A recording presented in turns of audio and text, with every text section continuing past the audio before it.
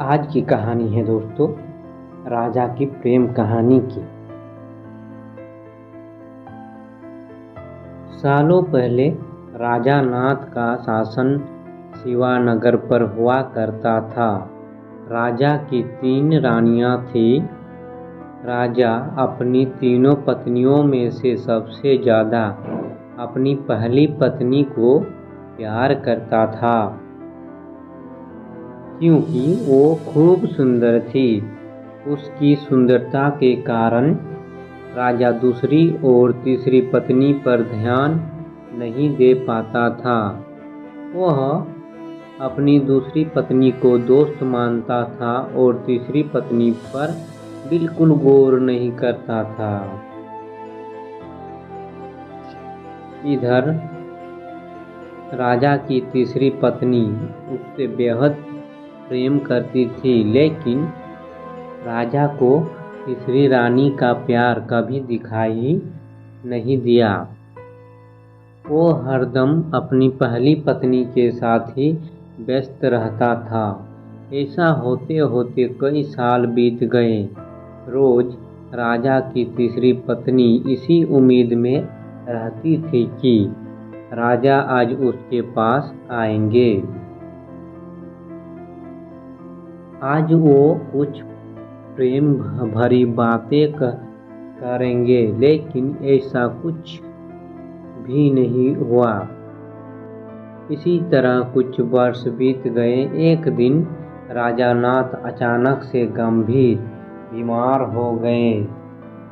उनकी तबीयत देखते ही देखते खराब होती गई और उनके जीवित रहने की उम्मीद कम हो गई। तब राजा ने अपने पहली पत्नी को बुलावा भेजा।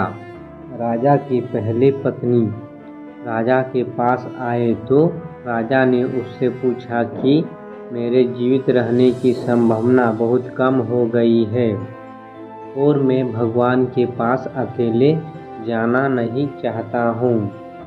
क्या तुम मेरे साथ चलोगी? राजा की बातें सुनकर रानी ने उनके साथ जाने से मना कर दिया और कहने लगी कि अभी मेरा जीवन बचा हुआ है और मैं अभी और जीना चाहती हूँ। इसी वजह से मैं आपके साथ नहीं जा सकती। ऐसा कहकर पहली रानी राजा के कमरे से बाहर चली गई। तब राजा दूसरी रानी को बुलाने के लिए कहता है।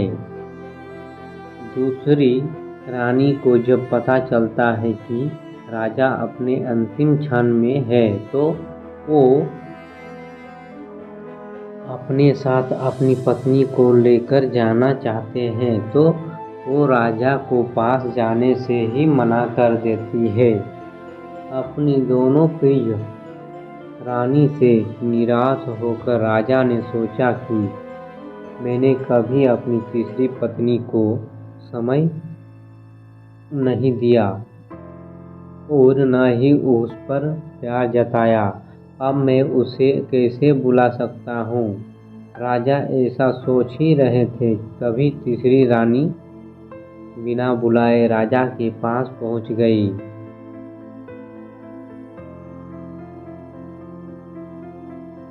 तीसरी रानी को राजा की इच्छा पता होते ही है, इसलिए वह सीधे राजा से कहती है, स्वामी, मैं आपके साथ चलने के लिए तैयार हूँ। रानी की बात सुनकर राजा को बहुत खुशी हुई।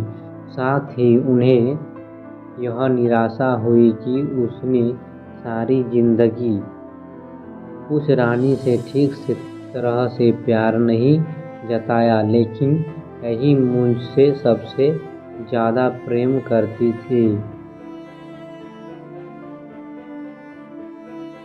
उसी वक्त राजगुरु एक जाने माने वैद्य को लेकर आते हैं, जो राजा की तबीयत को ठीक कर देता है। राजा ठीक होते ही अपनी तीसरी पत्नी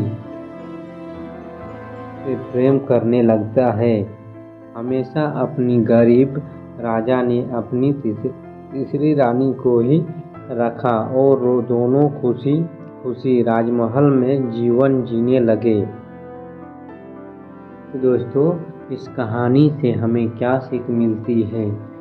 किसी की सुंदरता से प्रेम नहीं करना चाहिए, बल्कि उसके दिल और आचरण से प्यार करना चाहिए।